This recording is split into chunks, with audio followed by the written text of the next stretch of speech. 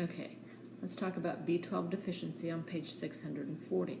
So what happens with the B12 deficiency, which is considered a pernicious anemia, and pernicious anemia just means that the onset is after the age of 40. What happens is your gastric mucosa is supposed to release a protein called the intrinsic factor. The intrinsic factor is needed in the absorption of B12. Therefore, if it's not excreted, B12 cannot be absorbed and you develop an anemia.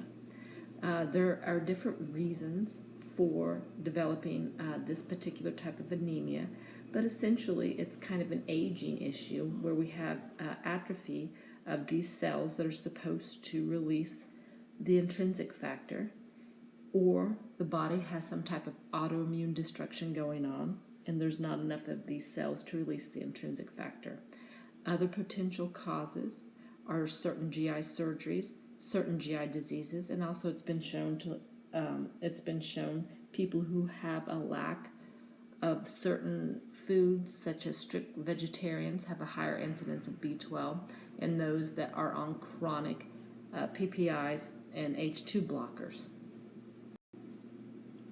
Pretty straightforward as far as the signs and symptoms of the B12 deficiency, being just the general signs and symptoms of anemia, then a sore tongue, anorexia, nausea, vomiting, and potential abdominal pain. And this is on page 640. Additional signs and symptoms of a vitamin B12 deficiency.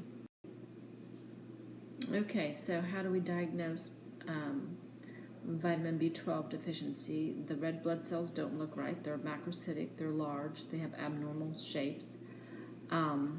We have decreased B12 levels, and you will check a serum folate level, and if it is normal, but you have decreased vitamin B12, it suggests that maybe it's a megaloblastic anemia instead.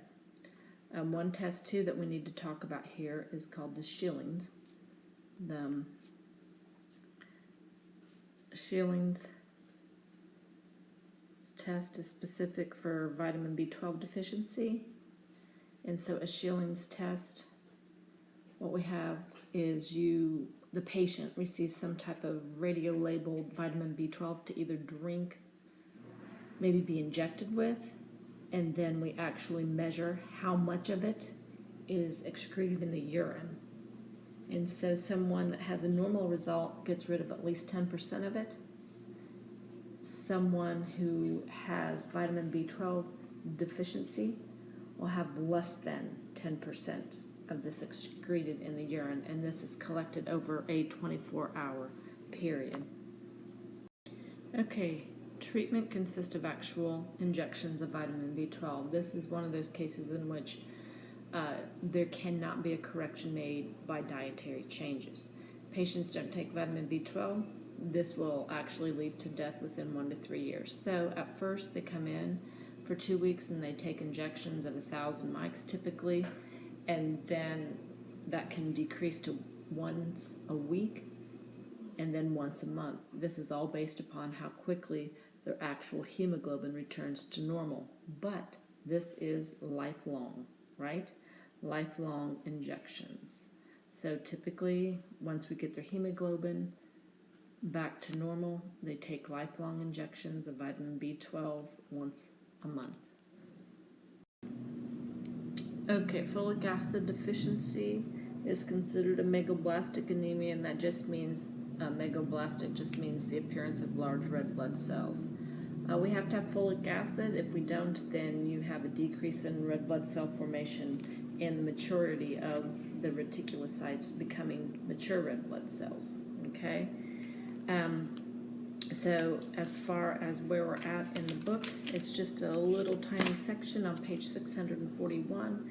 It goes through some of the common causes of actual folic acid deficiency, and you can read through these. Typically, it's poor nutrition.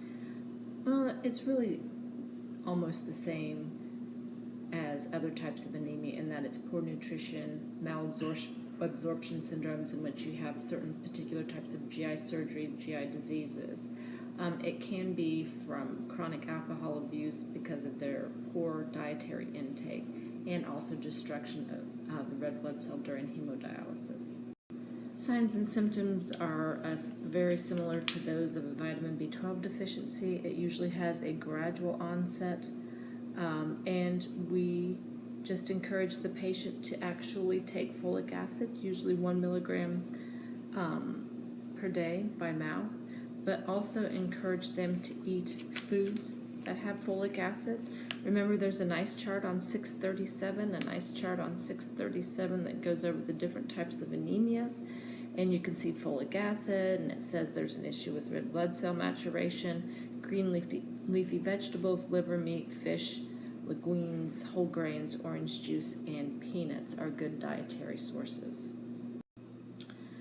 Okay, we're jumping, guys, to page 648. So page 648. So polycythemia, poly means many. And so what's happening here is we have an increased production of red blood cells for whatever reason.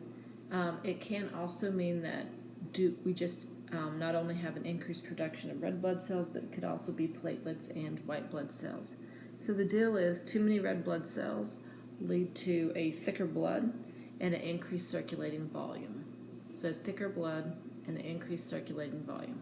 Two types. There's polycythemia vera, and secondary polycythemia. So primary polycythemia, which is polycythemia vera, is a chronic disease. It develops slowly over time. So chronic disease that develops slowly over time, usually after the age of 60.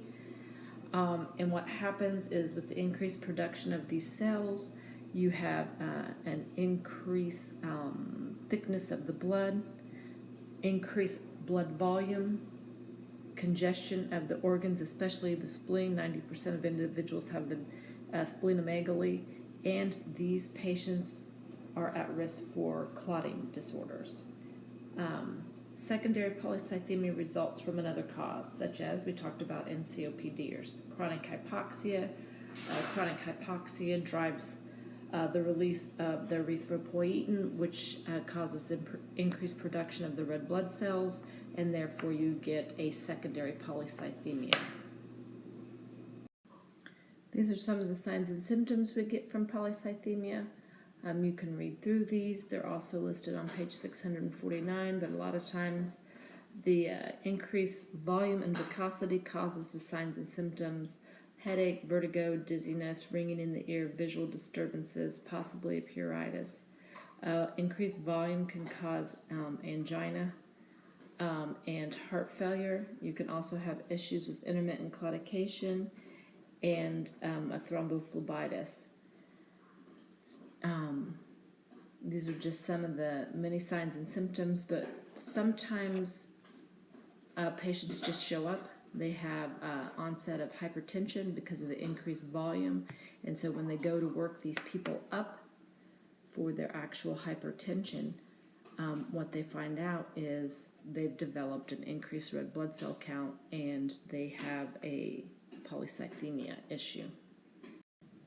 We want to identify the fact that the patient has the polycythemia by the increased red blood cell count, but then we need to look at the patient as a whole, okay? So what else is going on? Let's look at the white count. Do we have leukocytosis? Let's look at the platelets. Do we have an enlarged spleen? Let's assess the spleen. Do we have any liver issues? We need to assess liver enzymes, vitamin B12. A lot of times they'll go ahead and do a bone marrow biopsy so they can get more diagnostic information from a bone marrow examination.